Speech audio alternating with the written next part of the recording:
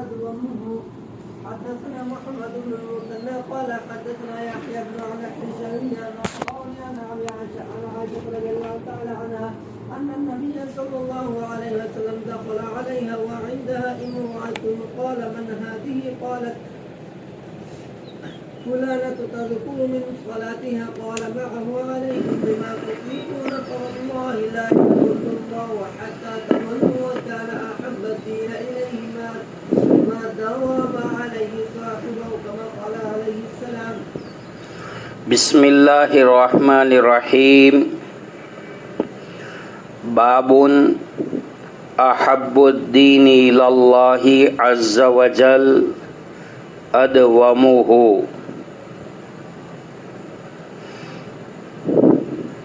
حضرت امام بخاری رحمۃ اللہ علیہ احب الدین الی اللہ کہہ کر اس باب کو قائم کیا ہے. اللہ تعالیٰ کو سب سے زیادہ پسندیدہ وہ اعمال ہے. احب الدین الی اللہ عز وجل ادومہ، کہ جس عمل کے اوپر مداومت کی جائے. یہاں پر نحوی اعتبار سے احب الاعمال الدین یہ مبتدا ہے. مبتدا اس کو کہتے ہیں جس کی خبر دی جائے، اور خبر وہ ہے کہ جس کے متعلق خبر دی جائے.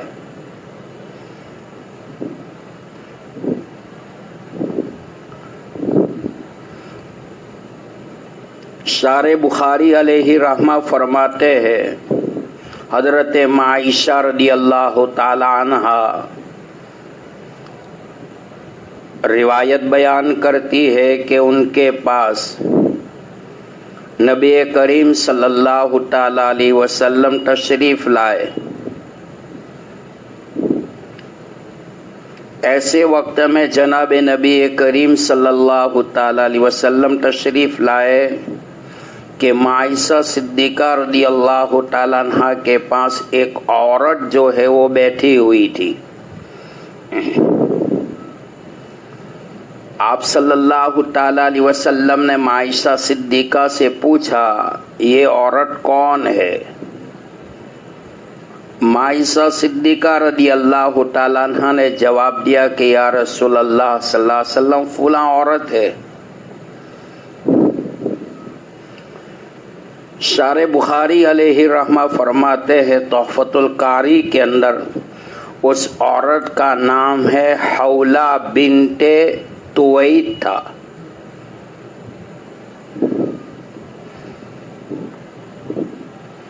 عائشہ صدیقہ رضی اللہ تعالیٰ عنہ فرماتی ہے یا رسول اللہ صلی اللہ علیہ وسلم یہ عورت ہے کہ جس عورت کی نماز کا بڑا چرچا ہے، بڑی شہرت ہے.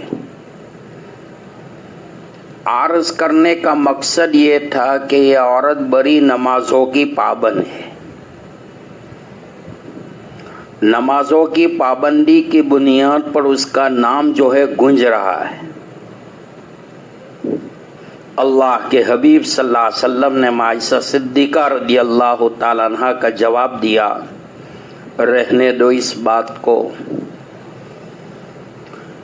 تم لازم کر لو ان اعمال کو کہ جن اعمال کو تم نبھا سکو، یعنی اس کے اوپر مداومت کر سکو.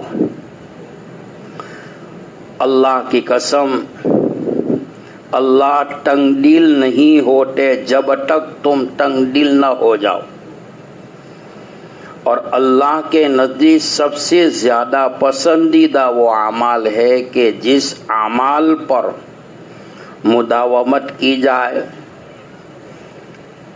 انسان جذبات میں آ کر بہت سارے اعمال عبادات کی روح سے کر لیتا ہے، لیکن چند دنوں کے بعد وہ اعمال چھوٹ جاتے ہیں۔ بیان کرنے کا مقصد یہ تھا کہ وہ عمل کہ جس عمل پر مداومت ہو، ہمیشگی ہو، استقامت ہو۔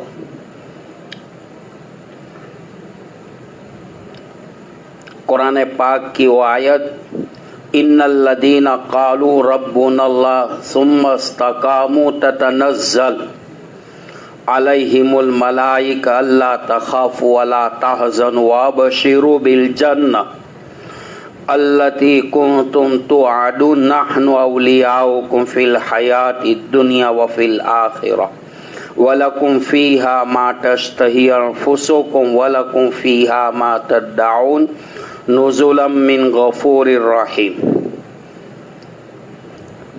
قرآن کریم کے 24ویں پارے حامیم سجدہ کی آیت ہے ان الذین، بے شک جنہوں نے یہ کہا، قالو جمع کا صیغہ ہے، ربنا اللہ ہمارا رب، تربیت کرنے والا، پرورش کرنے والا، پالنے والا اللہ ہے۔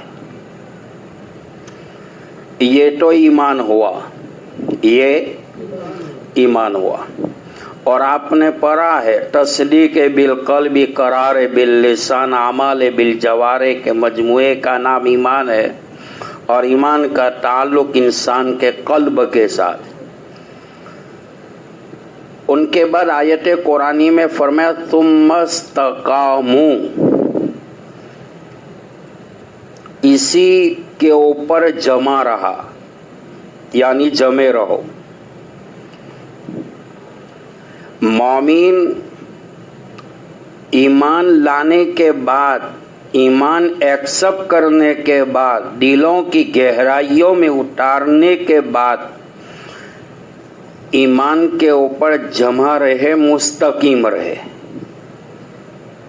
دعا بھی کرتے ہیں اللہم ثبتنا علی الایمان، اے اللہ ایمان پر ثابت قدم رکھو، وامیتنا علی الایمان، اے اللہ ایمان پر موت عطا کیجیے، واحشرنا یوم القیامہ مع المتقین مع الایمان، اے اللہ قیامت کے میدان میں اہل ایمان متقین کی جماعت میں میرا حشر کیجیے۔ تو ان الذین قالوا ربنا اللہ، یہ تو ایمان ہوا، یہ اقرار باللسان، تصدیق بالقلب بھی ہے، یہ تو ایمان ہے۔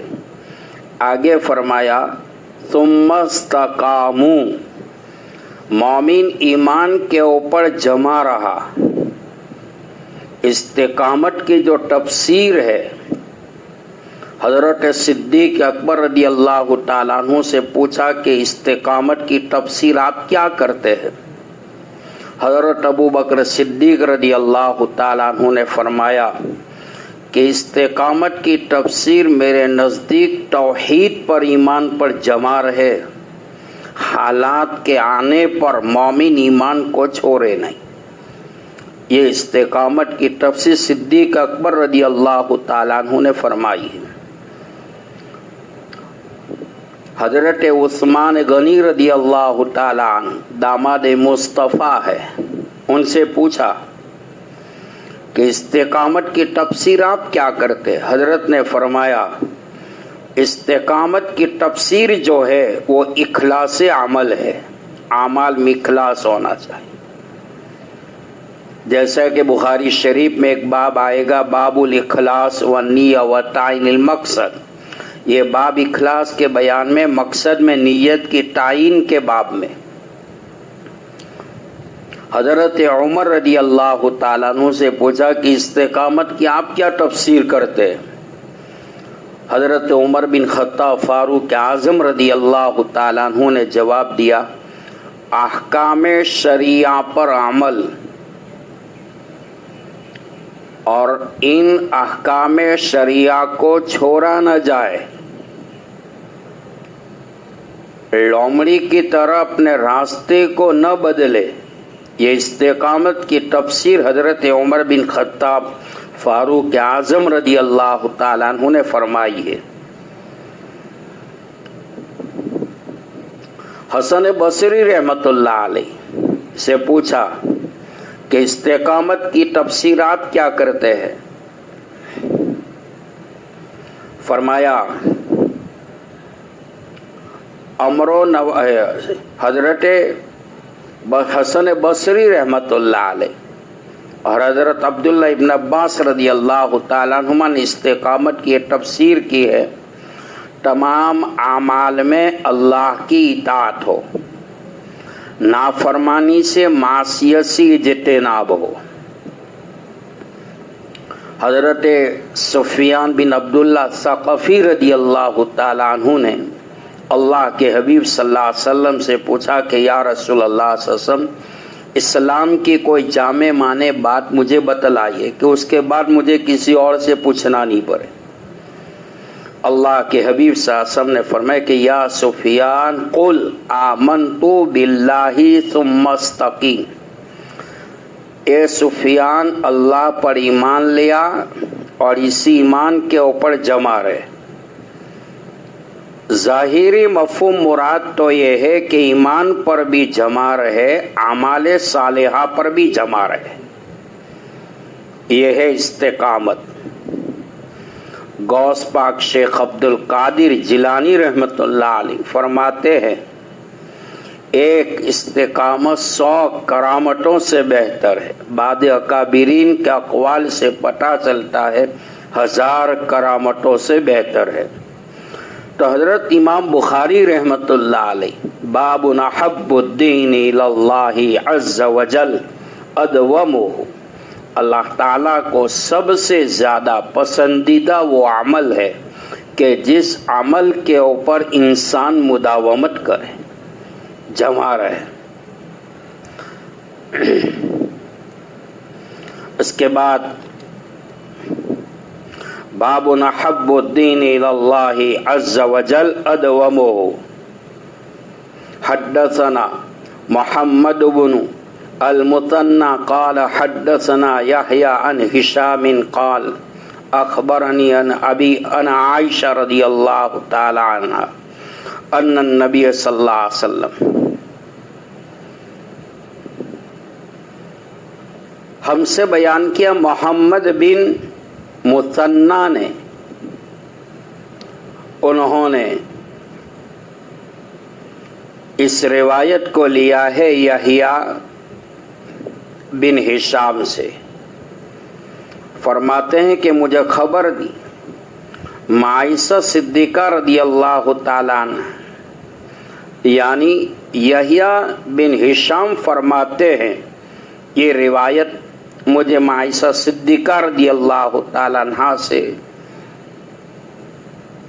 پہنچی ہے ان النبی صلی اللہ تعالیٰ علیہ وسلم، بے شک اللہ کے نبی صلی اللہ علیہ وسلم دخل علیہا عندہا امرأۃ،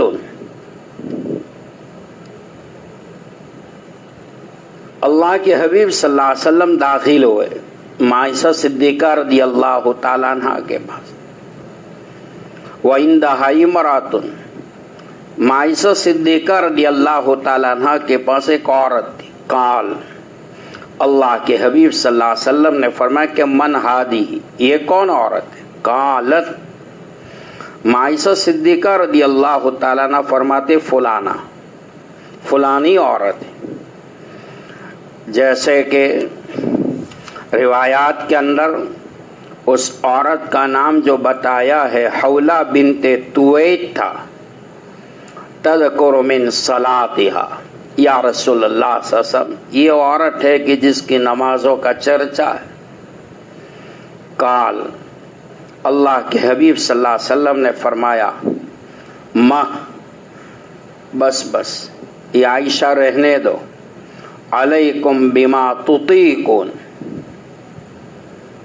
وہ کام کرو جو ہمیشہ کر سکتے ہو، یعنی بتانے کا مقصد یہ ہے کہ وہ عمل کرو جس عمل کے اوپر مداومت ہو۔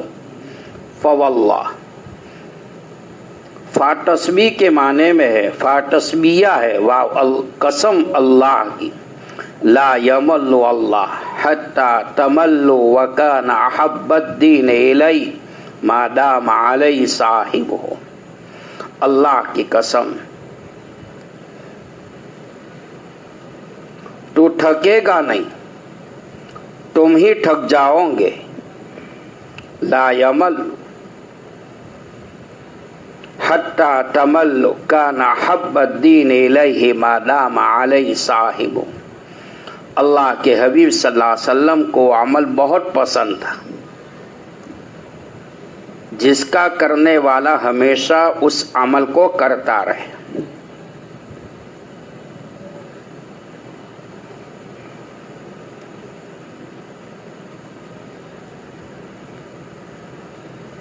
ظاہر ہے کہ دین سے مراد یہاں عمل ہے. احب الدین الی اللہ عز وجل ادومہ. عبارت میں دین سے مراد یہاں عمل ہے، کیونکہ اعتقاد تو ترک کرنا کفر ہے اور دین اور ایمان ایک چیز ہے، اور ایمان بھی عمل ہوا. یہی مقصد ہے حضرت امام بخاری رحمۃ اللہ علیہ کے باب کے قائم کرنے کا. یہ مطلب ہوا. چلیے آگے. باب زیادت الایمان ونقصانه وقول الله تعالى وزدناهم هدى ويزداد الذين آمنوا إيمانا وقال اليوم أكملت لكم دينكم فإذا ضاف شيئا من الكمال فهو ناقص. حدثنا مسلم بن إبراهيم قال باب زیادت الایمان ونقصانه وقول اللہ تعالی وزدناهم ہدی.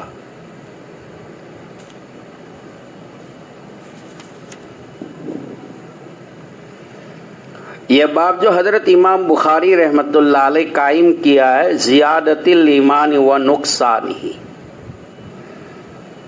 ایمان میں کمی بیشی کا بیان ہے. پہلے کتاب الایمان کے شروع میں بات گزر چکی ہے، وہاں الفاظ تھے یزید و ینقص. یہاں الفاظ دوسرے. حضرت امام بخاری رحمۃ اللہ علیہ کبھی ایسا کرتے ہیں، ایک ہی باب کے الفاظ بدل کر دوبارہ لاتے ہیں.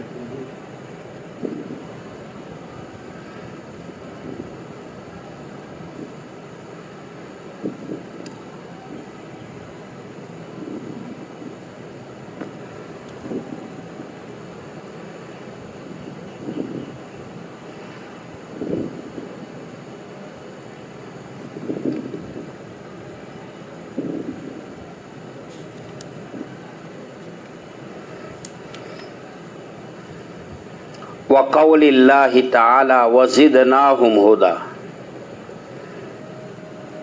ایمان کے بڑھنے اور گھٹنے کے بیان میں یہ باب ہے. وَيَزْدَادَ الَّذِينَ آمَنُوا ایمانا، سورہ کہف کی یہ آیت شریفہ حضرت امام بخاری رحمۃ اللہ علیہ اس باب میں لائے ہے. اللہ تعالیٰ نے فرمایا ہم نے ان کو اور زیادہ ہدایت دی. وَزِدْنَاهُمْ هُدًى وَيَزْدَادَ الَّذِينَ آمَنُوا ایمانا، ایمانداروں کا ایمان اور بڑھے. امام راغب اصفہانی مفردات القرآن میں لکھتے ہیں، امام راغب اصفہانی مفردات القرآن میں لکھتے ہیں خدا سے مراد ہدایت ہے، کسی انسان کی انگلی پکڑ کر منزل مقصود تک پہنچا دینا، صحیح راستے پر صراط مستقیم پر گامزن کرنا. یہ خاص فعل خداوندی ہے، یہ اللہ کا فعل ہے. پتہ چلا کہ ہدایت دینا اللہ کے ہاتھ میں. آپ نے پچھلے اسباق میں بھی پڑھا ہے، ہدایت دینا نبیوں کے ہاتھ میں بھی نہیں ہے. حضرت ابراہیم علیہ الصلاۃ والسلام کے والد آزر بت فروش تھے، بتوں کے بنانے والے، بتوں کے بیچنے والے تھے، جیسے کہ قرآن پاک میں وَإِذْ قَالَ إِبْرَاهِيمُ لِأَبِيهِ آزَرَ أَتَتَّخِذُ أَصْنَامًا آلِهَةً إِنِّي أَرَاكَ وَقَوْمَكَ فِي ضَلَالٍ مُبِينٍ۔ ہدایت دینا نبی کے ہاتھ میں نہیں، حضرت نوح علیہ الصلاۃ والسلام کا بیٹا جب عذاب خداوندی کا اعلان ہوا، حضرت نوح علیہ السلام نے اپنے بیٹے سے کہا بیٹا مان جا۔ بیٹے نے کہا میں نہیں مانوں گا، میں کوئی پہاڑ کی چوٹی پہ چڑھ جاؤں گا۔ وحال بینہم الموج فکان من المغرقین، ایک موج ان کے درمیان میں حائل ہو گئی اور وہ غرق ہونے والوں میں سے ہو چکا۔ نوح علیہ الصلاۃ والسلام کا وہ بیٹا کافر تھا، حالت کفر میں مرا ہے۔ حضرت لوط علیہ السلام کی عورت والہا اور نوح علیہ السلام کی عورت واغیلا، ہدایت دینا نبیوں کے ہاتھ میں ہوتا تو نبیوں کی عورت جو ہے وہ جہنم کی آگ کا ایندھن نہ بنتی۔ نبی اکرم صلی اللہ تعالی علیہ وسلم کے امی محترم ابو طالب زندگی بھر احسان رہا۔ آپ کی حیاتی میں مشرکین مکہ کی طاقت یہ نہیں تھے کہ آنکھ اٹھا کر آپ علیہ السلام کو دیکھ سکے۔ ابو طالب کا رباب تھا۔ ابو طالب کے آخری وقت میں جناب رسول اللہ صلی اللہ علیہ وسلم نے فرمایا امی محترم میرے کان میں کلمہ پڑھ دو، اللہ کی وحدانیت کے قائل ہو جاؤ، میری نبوت اور رسالت کو مان لو، میدان قیامت میں اللہ سے جگر لوں گا۔ ابو جہل کہتا ہے ابو طالب آخری وقت میں بھتیجے کے دین کو قبول کرو گے، باپ دادا کے مذہب کو چھوڑ دو گے تو دنیا کیا کہے گی؟ ابو طالب نے کہا بھتیجے میں جانتا ہوں اگر ملامت کرنے والوں کی ملامت کا اندیشہ نہ ہوتا تو آخری وقت میں تیرے دین کو قبول کر لیتا، لیکن ناک کے کتنے کا اندیشہ تھا کہ دنیا کیا کہے گی۔ فرمایا کہ میں اپنے باپ دادا کے مذہب پر مر رہا ہوں۔ آگ کی جوتی ابو طالب کے پیروں میں پہنائی جائے گی۔ یہاں پر سوال ہوتا ہے کہ قیامت کے دن سب سے ہلکا عذاب ابو طالب کو ہوگا کہ آگ کی جوتی پہنائی جائے گی، جن کی ٹپی سے دماغ کھولتا ہوا ناک کے سوراخ سے نکلتا ہوگا۔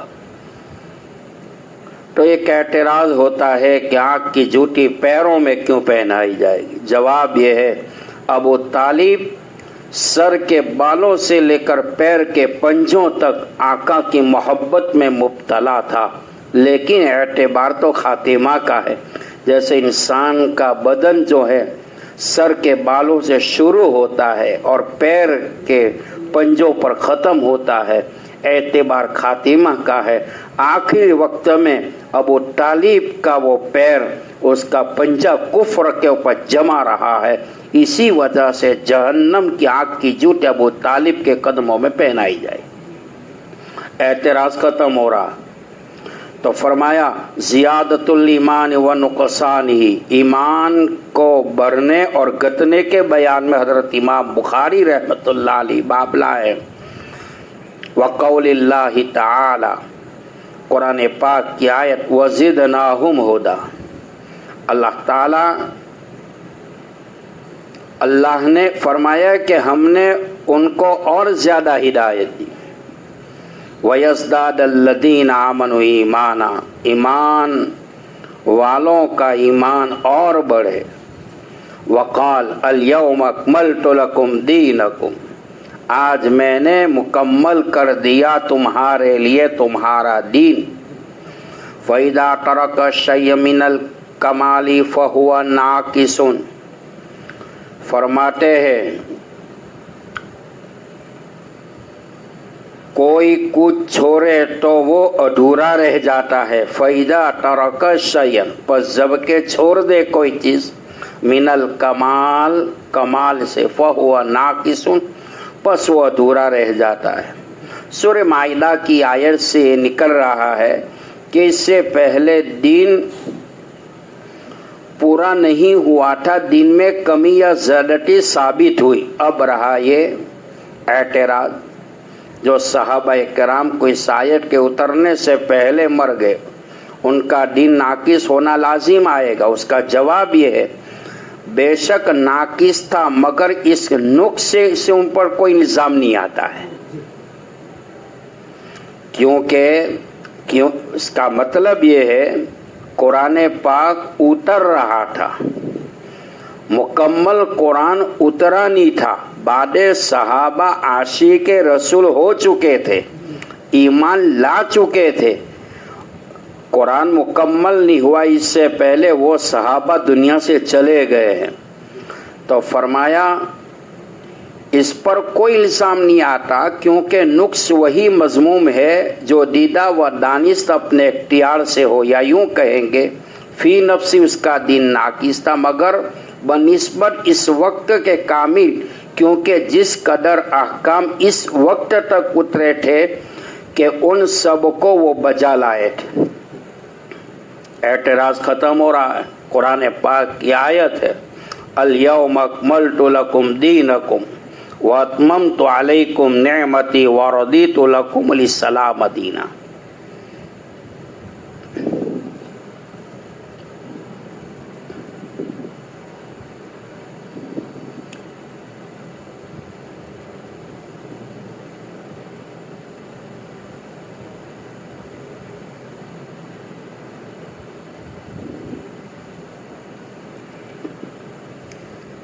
مومن ایمان کے ساتھ اعمال صالحہ کرتا ہے تو ایمان میں تقویت پیدا ہوتی، ایمان بڑھتا ہے. اور مومن ایمان ہونے کے باوجود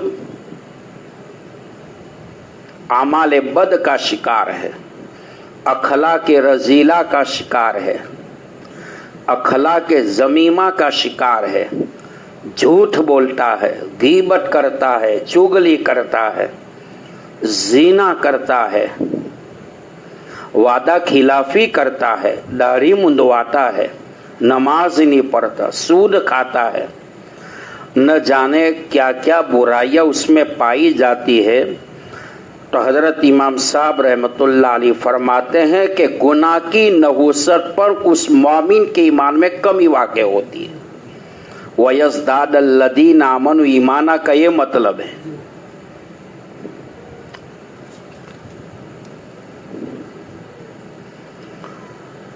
قرآن پاک کے الیوم اکملت لکم دینکم واتممت علیکم نعمتی ورضیت لکم الاسلام دینا، جو امام صاحب رحمۃ اللہ علیہ نے اس باب کے اندر آیت قرآنی کو پیش کیا ہے. یہ آیت حجۃ الوداع میں عرفہ کے دن نازل ہوئی. کب؟ 9 ذی الحجہ، یوم العرفہ، جبکہ نبی پاک صلی اللہ علیہ وسلم جبل رحمت کے نیچے تھے، اپنی اونٹنی ادبا پہ سوار تھے. جمعہ کا دن تھا، عصر کے بعد کا وقت تھا، مغرب سے پہلے دعا کی قبولیت کی گھڑی تھی. 1,50,000 1,44,000 1,24,000 مقدس صحابہ کرام کا مجمع، اور حضرت جبرائیل علیہ الصلاۃ والسلام احکامات کے اعتبار سے قرآن کی آخری آیت لے کر آئے. یہ آخری آیت احکامات کے اعتبار سے، اس کے بعد احکامات کی کوئی آیت نہیں نازل ہوئی.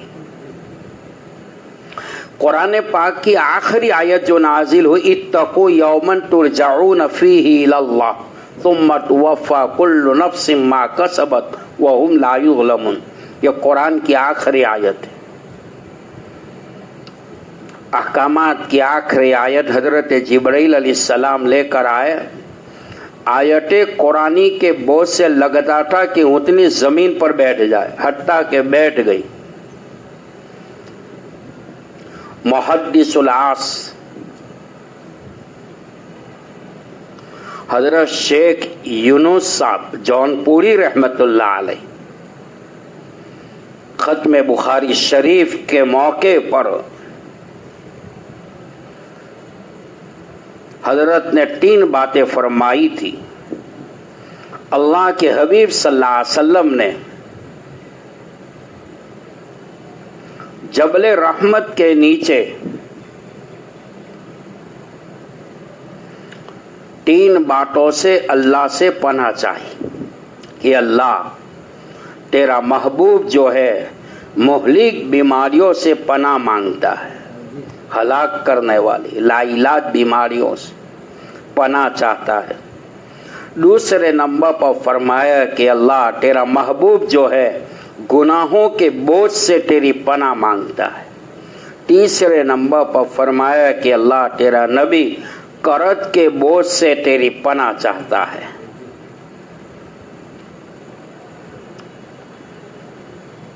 ظاہر ہے کہ دین کا کمال دین کا وصف ہے. دین کا کمال الیوم اکملت لکم دینکم، دین کا کمال یہ دین کا وصف ہے. جس طرح اعمال ایمان کے اجزاء ہے اسی طرح اوصاف بھی ایمان کے اجزاء ہے. دین کا کمال بھی دین کا جز ہوا اور دین اور ایمان مترادف ہے. یہ وصف ایمان کا ہی جز ہے.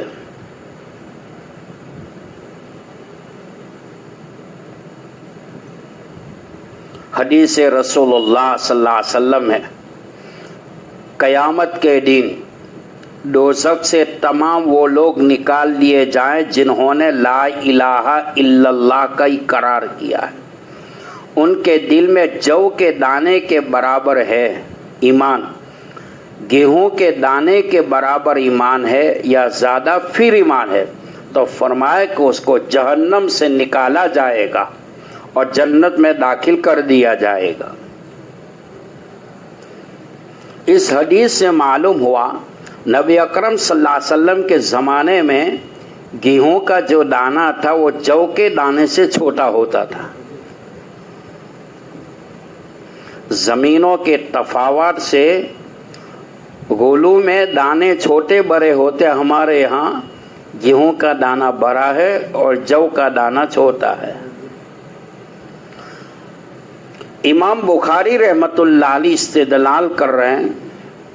حضرت کا استدلال یہ ہے کہ حدیث میں خیر بمعنی ایمان ہے. کیا ہے؟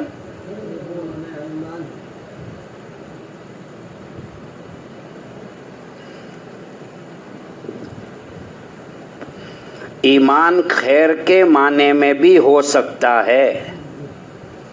خیر کے معنی میں بھی ایمان ہو سکتا ہے. یعنی یہ کمی بیشی اعمال میں ہوتی ہے، یعنی ایمان کامل میں ہوتی ہے. قرآن پاک کی وہ آیت الیوم اکملت لکم دینکم واتممت علیکم نعمتی ورضیت لکم الاسلام دینا فَإِذَا تَرَكَ شَيْئًا مِنَ الْكَمَالِ فَهُوَ نَاقِصٌ أَوْ كَمَا قَالَ. علماء نے لکھا ہے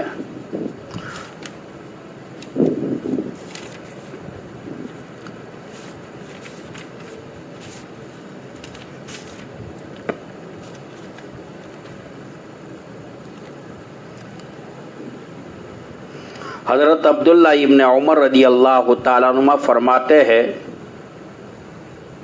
اذا جاء نصر اللہ والفتح ورأيت الناس يدخلون في دين الله افواجا فسبح بحمد ربك واستغفر انه كان توابا. یہ سورت حجۃ الوداع میں نازل ہوئی. کون؟ حجۃ الوداع کے موقع پر اس سورت کا نزول ہوا جس سورت کا نام ہے سورت النصر. مدنیہ ہے. وہی 3 آیات 3 آیات ہے. حضرت عبداللہ ابن عمر رضی اللہ تعالیٰ عنہ فرماتے ہیں سورت حجۃ الوداع کے موقع پر نازل ہوئی. اس کے بعد قرآن پاک کی احکامات کے اعتبار سے آخری آیت جو آئی الیوم اکملت لکم دینکم واتممت علیکم نعمتی ورضیت لکم الاسلام دینا۔ ان دونوں کے نزول کے بعد اللہ کے حبیب صلی اللہ علیہ وسلم اس دنیا میں صرف 80 روز حیات رہے۔ 80 دن کے بعد آپ کی وفات ہو چکی۔ ان دونوں آیت کے بعد اذا جاء نصر اللہ اور الیوم اکملت لکم دینکم، ان دونوں کے بعد کلالہ والی آیت نازل ہوئی، یستفتونک قل اللہ یفتیکم فی الکلالہ، جس کے بعد نبی اکرم صلی اللہ تعالی علیہ وسلم کی عمر شریف کے کل 50 دن رہ گئے تھے۔ 50 دن کے بعد کلالہ والی آیت کے نازل ہونے کے بعد آپ صلی اللہ علیہ وسلم کا وصال ہوا تھا۔ خلاصہ یہ نکلا کہ کلالہ والی آیت کے بعد 50 دن آپ حیات رہے۔ اس کے بعد 11ویں پارے کی لقد جاءکم رسول من انفسکم عزیز علیہ ما عنتم حریص علیکم بالمؤمنین رؤوف رحیم فإن تولوا فقل حسبی اللہ لا الہ الا ہو علیہ توکلت وہو رب العرش العظیم، یہ نازل ہوئی۔ اس کے بعد نبی اکرم صلی اللہ علیہ وسلم کل 35 روز باقی رہے۔ 35 دن کے بعد آپ کا وصال ہوا۔ اس کے بعد قرآن پاک کی آیت اتقوا یوما ترجعون فیہ الی اللہ ثم توفی کل نفس ما کسبت وہم لا یظلمون نازل ہوئی۔ جس آیت قرآنی کے نازل ہونے کے بعد آپ صلی اللہ علیہ وسلم 21 روز، حضرت مقاتل کی روایت کے مطابق 7 روز کے بعد آپ کی وفات ہو چکی تھی، یعنی 2 قول ہے۔ اتقوا یومن ترجعون فیہ الی اللہ کے بعد 21 دن آپ حیات رہے۔ حضرت مقاتل رحمت اللہ علیہ فرماتے ہیں کہ 7 دن کے بعد آپ صلی اللہ علیہ وسلم کی وفات ہو گئی۔ اس پر سب کا اتفاق ہے، تمام مفسرین کا بھی۔ اذا جاء نصر اللہ والفتح، یہاں پر فتح سے مراد فتح مکہ ہے۔ یہ سورت فتح مکہ سے پہلے نازل ہوئی یا بعد میں، اختلاف اپنی جگہ کے اوپر، لیکن روح المعانی میں بحر محیط میں ایک روایت اور بھی ہے کہ اس سورت کا نزول غزوہ خیبر سے لوٹنے کے وقت ہوا، اور خیبر کی فتح مکہ مکرمہ سے پہلے تھی۔ غزوہ خیبر سن ہجری 7 میں ہے،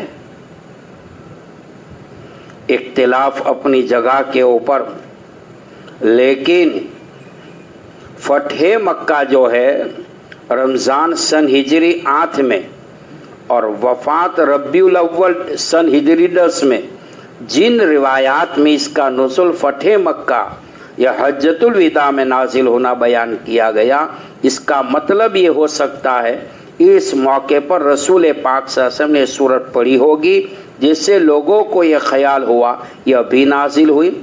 مزید تحقیق کے لیے حضرت حکیم الامت مجدد الملت مولانا اشرف علی صاحب تھانوی رحمۃ اللہ علیہ کے بیان القرآن کا مطالعہ کرنا چاہیے۔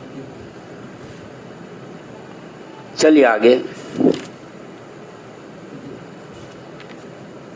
حدثنا مسلم بن ابراهيم قال حدثنا هشام قال حدثنا قتادة عن انس رضي الله تعالى عن النبي صلى الله عليه وسلم قال يخرج من النار من قال لا اله الا الله وفي قلبه وزن شعيرة من خير ويخرج من النار من قال لا اله الا هو وفي قلبه وزن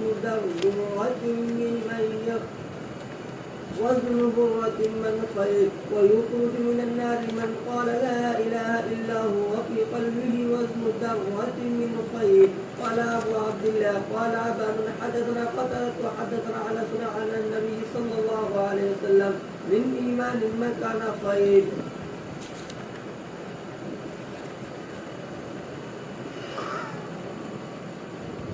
حدثنا مسلم ابن ابراہیم قال حدثنا ہشام قال حدثنا قتادہ عن انس. حضرت انس بن مالک رضی اللہ تعالیٰ عنہ فرماتے ہیں عن النبی صلی اللہ علیہ وسلم قال یخرج من النار من قال. نبی پاک علیہ السلام نے فرمایا کہ جس نے لا الہ الا اللہ کہا، لا الہ الا اللہ وفی قلبی وزن شعیرۃ من خیر، اس کے دل میں جو ذرہ برابر بھلائی ایمان ہوگا، ایک نہ ایک دن وہ ضرور دوزخ سے نکلے گا.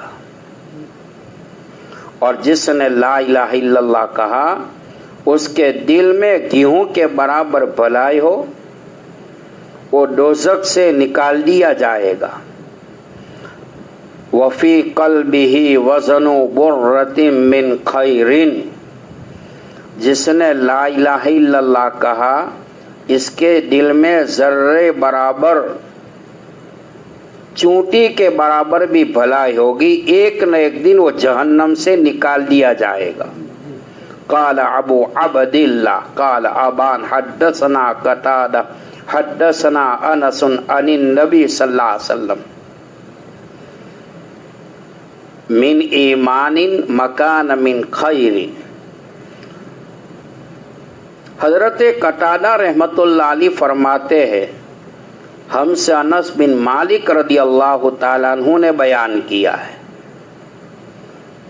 انہوں نے نبی پاک صلی اللہ علیہ وسلم سے سنا کہ اس روایت میں من ایمان مکان من خیر، من خیر کی جگہ من ایمان ہے.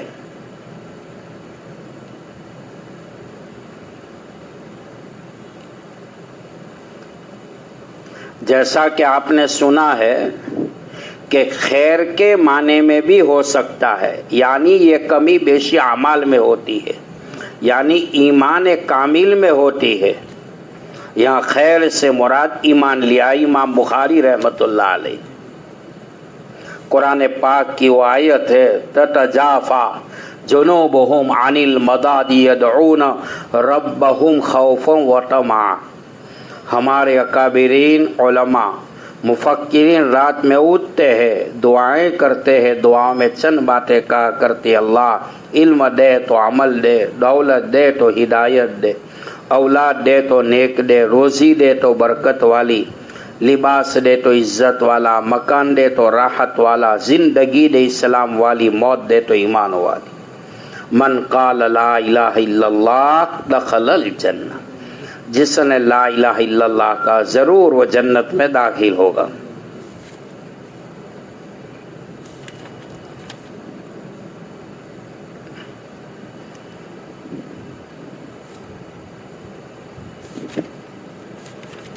چلیے آگے.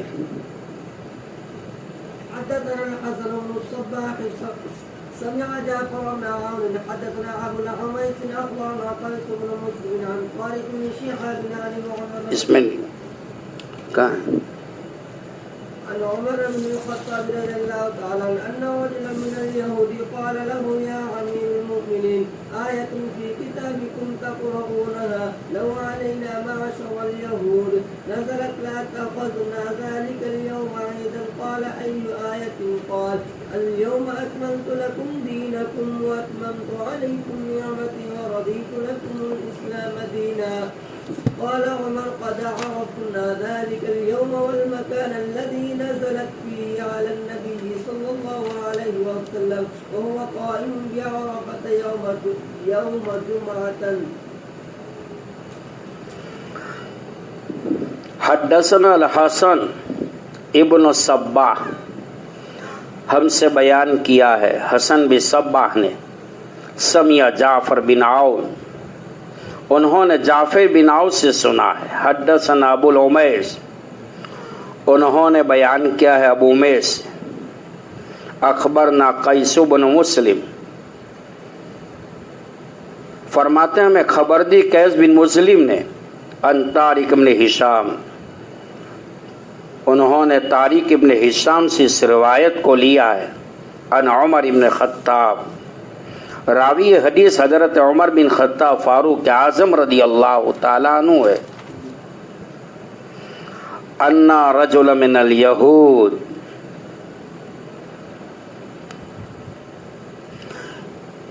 ایک یہودی کہنے لگا کس سے؟ حضرت عمر رضی اللہ تعالیٰ عنہ سے،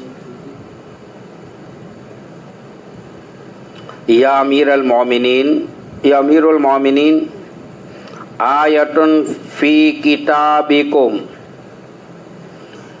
ایک آیت تمہاری کتاب میں یعنی قرآن میں، تقرؤونہا، جس کو تم پڑھتے رہتے ہو، لو علینا معشر الیہود، اگر وہ آیت یہودی لوگوں پر اترتی،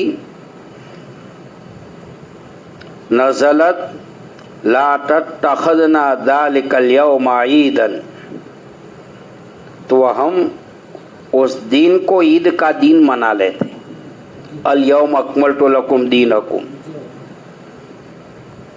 قال، حضرت عمر رضی اللہ تعالیٰ عنہ نے فرمایا، ایو آیت، اے یہودی کون سی آیت؟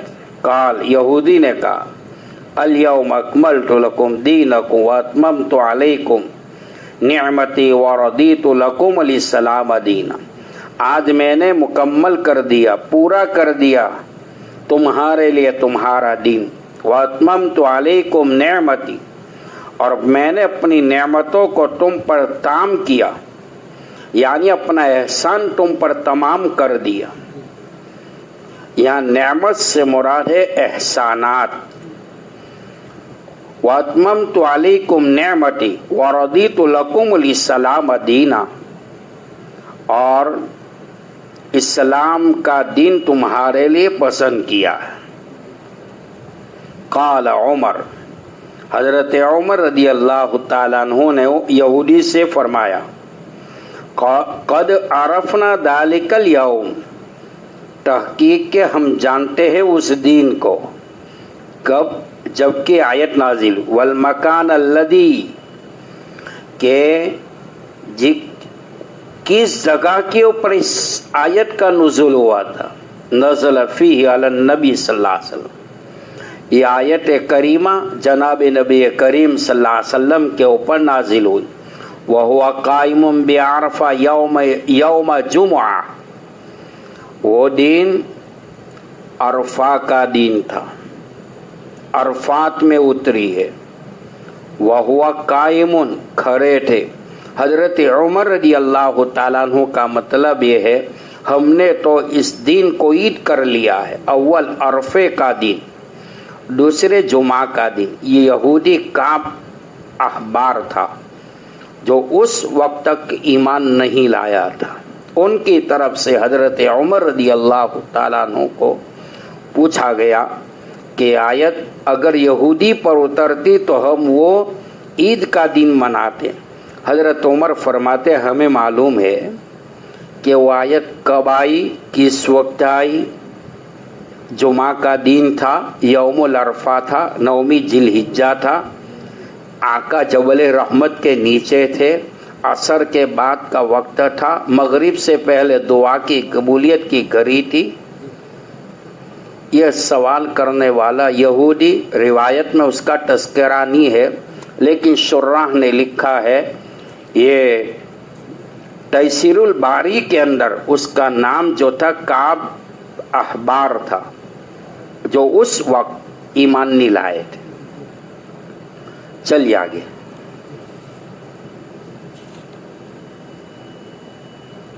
باب الزکاة من الإسلام وقول الله تعالى وما أمروا إلا ليعبدوا الله مخلصين له الدين. حضرت امام بخاری رحمۃ اللہ علیہ باب الزکاة من الاسلام، زکوٰۃ دینا اسلام میں داخل ہے. جیسا کہ کتاب اربعین کے اندر حجت الاسلام سرتاج العلماء فن تصوف کے بہت بڑے امام محمد غزالی رحمۃ اللہ علیہ فرماتے ہیں عبادات 10 قسموں کا نام ہے. نماز ہے، نماز، روزہ، زکوٰۃ، حج، تلاوت قرآن۔ نماز، روزہ، زکوٰۃ، حج، تلاوت قرآن۔ چھٹے نمبر پر ہر حال میں اللہ کا ذکر کرنا، ہر حالت میں۔ ساتویں نمبر پر رزق حلال کے لیے سعی کرنا، کوشش کرنا۔ اس کے بعد 8ویں نمبر پر امر بالمعروف نہی عن المنکر کرتے رہنا۔ اس کے بعد پڑوسی اور دوستوں کے حقوق کو ادا کرنا۔ اور 10ویں نمبر پر جناب نبی کریم صلی اللہ علیہ وسلم کی سنتوں کی اتباع کرنا۔ یہ نام ہے عبادت کا۔ اس کے اندر زکوٰۃ آ گئی۔ حضرت ابو ہریرہ رضی اللہ تعالیٰ عنہ راوی حدیث ہے، اللہ کے حبیب صلی اللہ علیہ وسلم نے فرمایا، ابو ہریرہ اگر کوئی 6 چیزوں کی ضمانت دے دے میں ان کے لیے جنت کا ذمہ دار ہوں۔ نماز ہے، زکوٰۃ ہے، امانت ہے، شرمگاہ ہے، پیٹ ہے اور زبان ہے۔ حضرت امام صاحب رحمۃ اللہ علیہ باب الزکوٰۃ من الاسلام، زکوٰۃ یہ اسلامی عمل ہے۔ بنی الاسلام علی 5 شہادت اللہ الہ الا اللہ و اقام الصلاۃ و ایتاء الزکوٰۃ۔ معلوم ہوتا ہے زکوٰۃ دینا اسلام میں داخل ہے۔ وَقَوْلُهُ وَمَا أُمِرُوا إِلَّا لِيَعْبُدُوا اللَّهَ مُخْلِصِينَ لَهُ الدِّينَ حُنَفَاءَ وَيُقِيمُوا الصَّلَاةَ وَيُؤْتُوا الزَّكَاةَ وَذَلِكَ دِينُ الْقَيِّمَةِ۔ اللہ تعالیٰ نے وَمَا أُمِرُوا فرمایا کہ حکم دیا گیا ہے، ان کافروں کو یہی حکم دیا گیا کہ خالص اللہ ہی کی بندگی کی نیت سے ایک طرف ہو کر اس کی عبادت کی جائے۔ وَيُقِيمُ الصَّلَاةَ نماز کو قائم کرے، نماز کو ٹھیک کرے۔ وَيُؤْتُ الزَّكَاةَ زکوٰۃ ادا کرے۔ وَذَلِكَ دِينُ الْقَيِّمَةِ یہی پکا دین ہے۔ اس آیت سے یہ بات ثابت کرنا چاہتے حضرت امام بخاری رحمت اللہ علیہ، زکوٰۃ دینا دین میں داخل ہے، زکوٰۃ کا منکر کافر ہے، زکوٰۃ کا انکار کرنے والا کافر ہے، کیونکہ یہ نص سے ثابت ہے، دلیل قطعی سے ثابت ہے، وحی مطلوع سے ثابت ہے، کلام اللہ سے ثابت ہے۔ زکوٰۃ کا انکار کرنے والا آیت قرآنی کا انکار کرنے والا ہوا، احادیث متواترہ کا انکار کرنے والا ہوا، اور آیت قرآنی کا انکار کرنے والا، حکم خداوندی کا انکار کرنے والا خارج ایمان۔ حضرت امام صاحب رحمت اللہ علیہ باب الزکوٰۃ من الاسلام لا کر یہ بتانا چاہتے ہیں کہ یہی باب کا مقصود جو ہے کہ زکوٰۃ دینا اسلام میں داخل ہے۔ اعمال اسلامی میں ایک زکوٰۃ بھی ہے۔ زکا یزکی تزکیۃً کے معنی پاک صاف کرنا۔ زکوٰۃ دینے والا صحیح نحس پر اگر زکوٰۃ ادا کرنے والا بن جائے تو کائنات کی دھرتی پر ایک بھی غریب باقی نہ رہے۔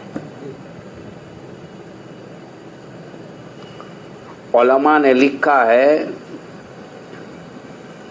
زکوٰۃ کے روکنے پر اللہ بارش کو روک لیتا ہے، ناپ تول کی کمی پر قحط سالی کو مسلط کرتا ہے، اور زنا کے پھیلنے پر اللہ اس قوم کو بیماریوں کے حوالے کر دیتا ہے۔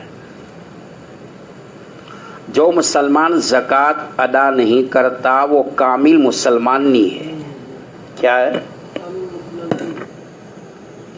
ناقص مسلمان ہے۔ اور ایمان اور اسلام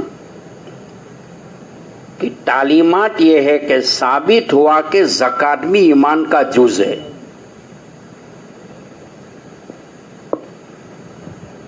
حضرت امام بخاری رحمت اللہ علیہ ترجمۃ الباب میں سورہ بینہ کی آیت لکھی ہے.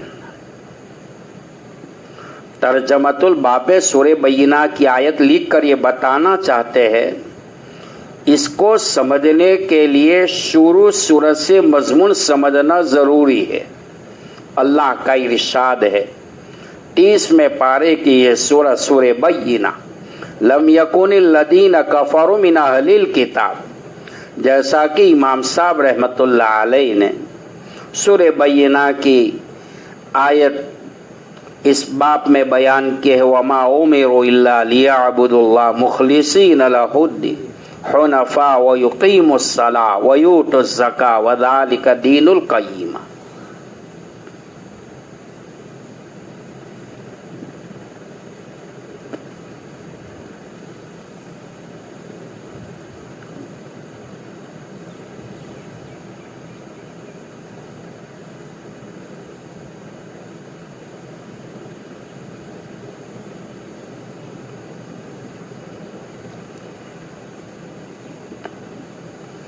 تقریباً زکوٰۃ کے بارے میں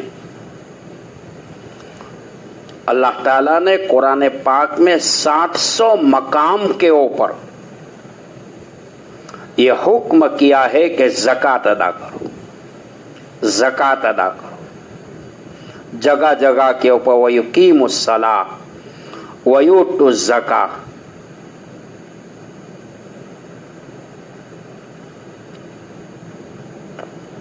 جیسا کہ باب الزکاۃ من الاسلام وقولہ وما امروا الا لیعبدوا اللہ مخلصین لہ الدین حنفاء ویقیموا الصلاۃ ویؤتوا الزکاۃ وذلک دین القیم. یہ آیت سے امام بخاری رحمت اللہ علیہ ثابت کرنا چاہتے ہیں کہ زکوٰۃ دینا دین میں داخل ہے، اور یہی باب کا مقصد جو ہے حضرت امام بخاری رحمت اللہ علیہ کے بخاری شریف میں باب قائم کرنے کا. اس کے بعد حدثنا اسماعیل قال حدثني مالک بن انس عن عمی عن سہیل بن مالک عن ابی انہ سمع طلحہ بن عبید اللہ یقول جاء رجل رسول اللہ صلی اللہ علیہ وسلم من اجل نجد تاثر الناس یسمع دوی صوته ولا يفقه ما يقول حتى دنا فإذا هو يسأل عن الاسلام. امام صاحب رحمت اللہ علیہ فرماتے ہیں حدثنا اسماعیل، ہم سے اسماعیل نے بیان کیا. فرماتے حدثنی مالک بن انس، مالک بن انس نے بیان کیا.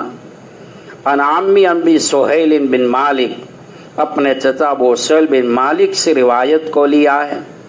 عن ابی انہ سمع طلحہ بن عبید اللہ، انہوں نے اس روایت کو طلحہ بن عبید اللہ سے لی.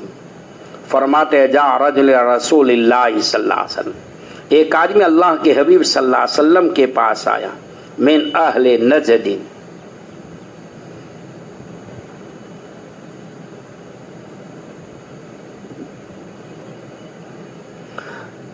آنے والا شخص جو ہے وہ نجد والوں میں سے تھا. سائر الرأس یسمع دوی صوته ولا یفقہ،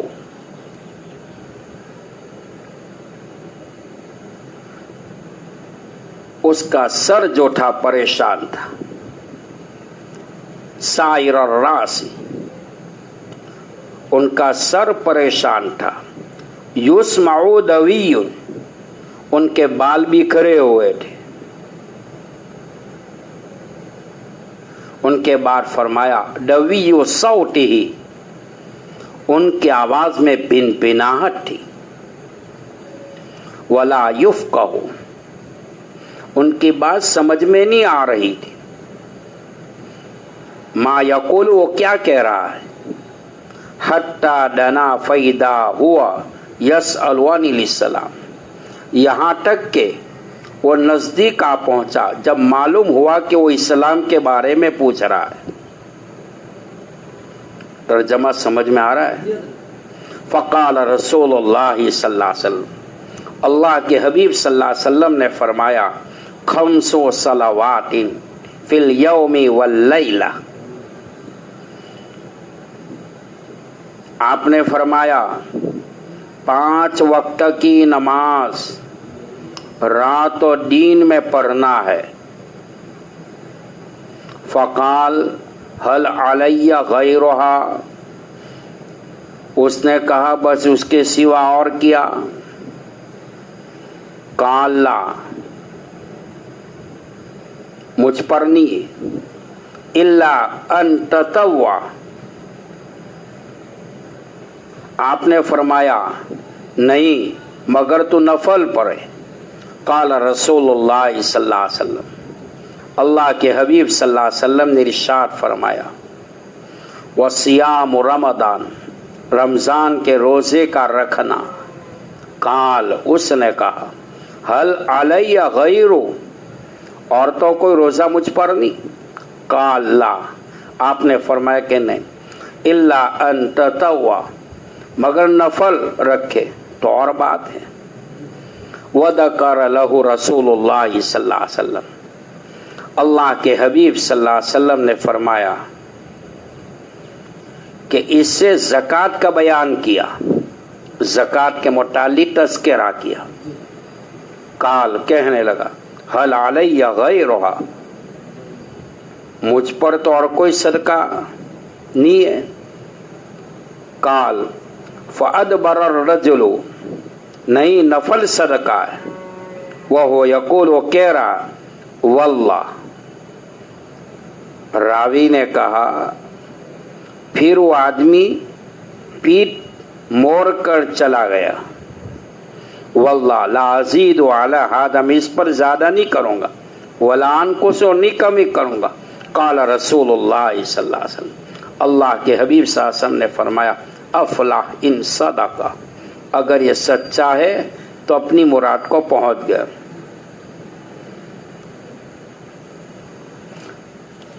یہ روایت میں من اہل نجد سائر راسی یسمع دوی صوتہ کہہ کر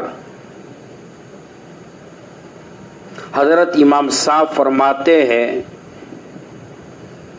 کہ آنے والا ایک آدمی آپ صلی اللہ علیہ وسلم کے پاس آیا اس حال میں کہ اس کا سر پریشانی میں مبتلا تھا اور بال بکھرے ہوئے تھے. سائر الراس یسمع دوی صوتہ، اور اس کی آواز بھی دبی ہوئی تھی، سمجھ میں نہیں آ رہا تھے کہ وہ کیا کہہ رہا. شارح بخاری فرماتے ہیں اس آدمی کا نام سنام بن ثعلبہ تھا. اس پر اختلاف ہے، بعض شراح نے یہ کہا کہ اور کوئی اور نام تھا، لیکن آنے والے کا جو تعلق تھا وہ نجد والوں میں سے تھا.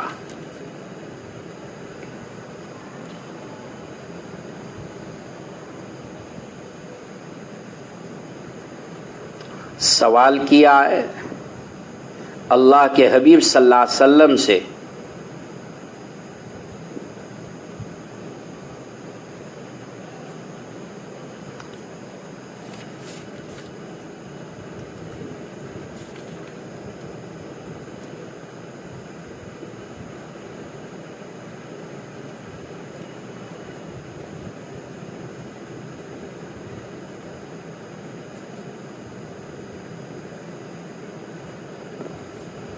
اس حدیث میں نہ حج کا تذکرہ ہے اور نہ منہیات کا. پس کیا حج فرائض میں سے نہیں ہے؟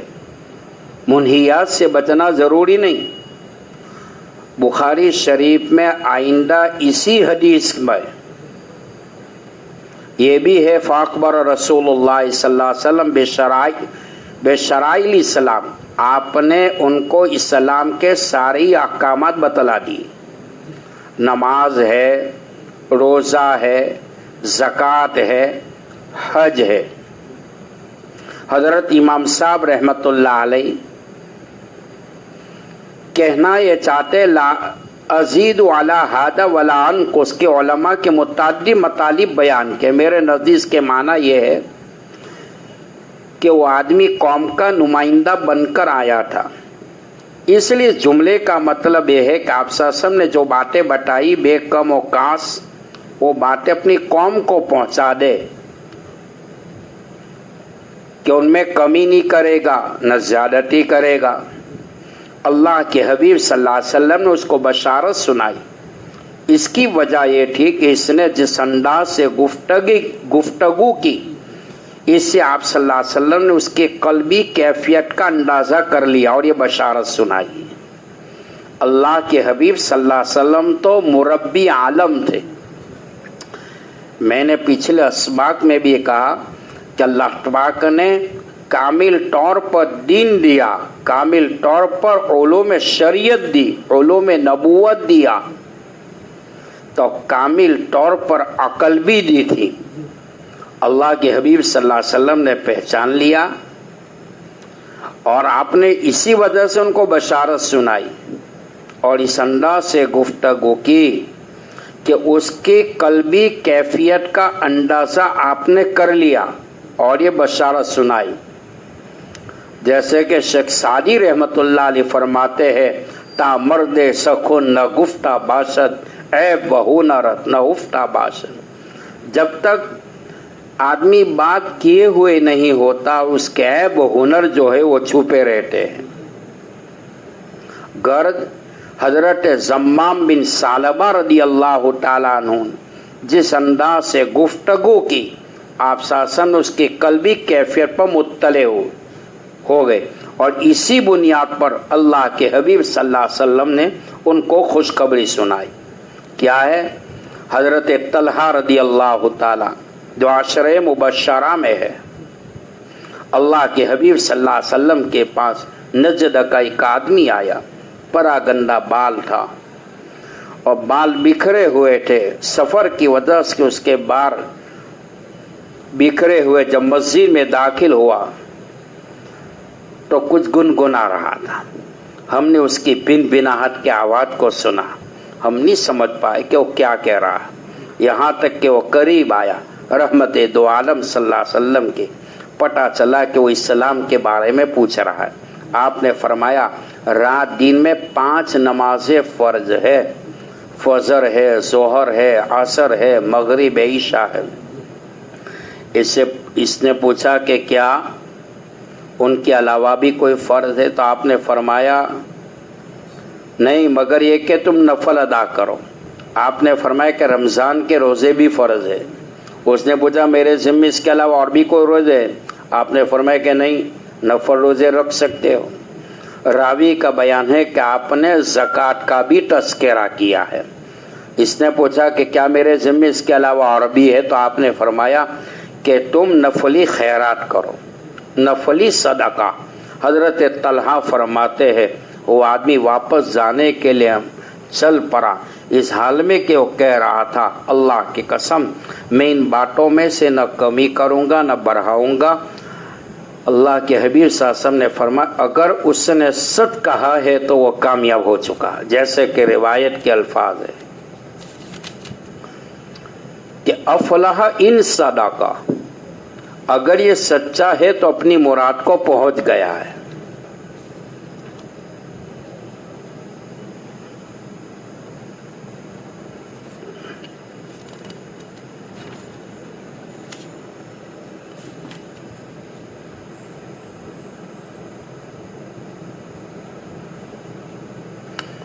سبحان اللہ و بحمدہ، سبحانک اللہ، استغفر اللہ۔ چلیے وہ دوسری جلد نکالو۔